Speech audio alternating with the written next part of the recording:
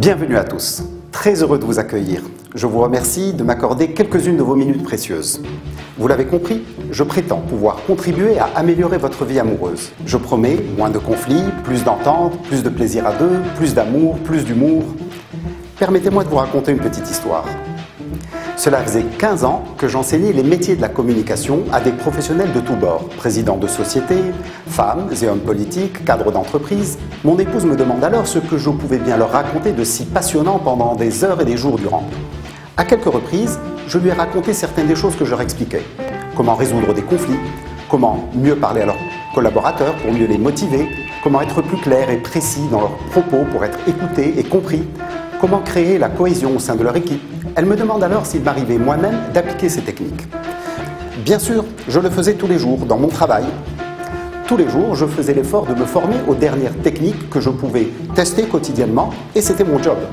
Les réponses ne semblaient pas convaincre. En fait, je n'ai jamais réussi à capter l'attention de ma femme sur ce sujet plus de 10 minutes. Pourtant, la question revenait régulièrement. Un jour, j'ai enfin compris sa question. Est-ce que tu pratiques les enseignements que tu as appris auprès de tes maîtres respectés et que tu oses enseigner avec moi, avec ta femme? C'est là qu'a démarré cette merveilleuse aventure.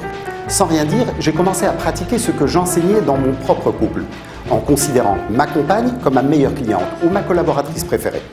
Je n'ai pas dit que c'était une cliente facile, ce qui a fait de la mission un vrai défi au quotidien.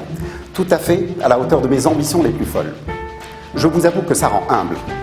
Là, j'ai dû revenir parfois à mes ouvrages de référence et relire quelques chapitres sur les techniques de communication non violente, sur les techniques de négociation, les techniques de résistance au stress, mais aussi le tantra, le kama sutra, j'en passe à des meilleurs. Je suis passé par des moments de doute car j'ai réalisé qu'il était plus facile d'appliquer cette science de la communication dans les entreprises que dans mon propre couple. J'ai réalisé que c'était ni plus ni moins la relation la plus complexe au monde.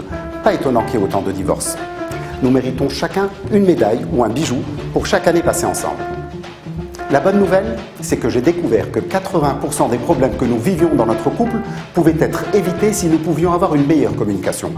Ma femme et moi avons donc conçu une méthode ludique, Love Me Too, qui vous permettra très précisément d'améliorer votre performance en tant que communicateur en amour tout en vous amusant. Le plus important à vérifier, et c'est une condition, est-ce que l'on s'aime toujours ? Est-ce que l'on est prêt à apprendre à mieux vivre à deux? Si la réponse est oui, alors félicitations, bravo, vous avez déjà réussi à faire la moitié du chemin. Love Me Too vous permettra de parcourir agréablement les autres 50%.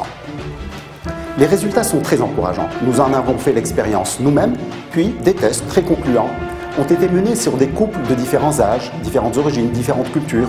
Cela nous a amené à vouloir partager et faire bénéficier d'autres couples de cette expérience. Certains parlent de la fin du monde, d'autres de la pire crise que le monde ait connue.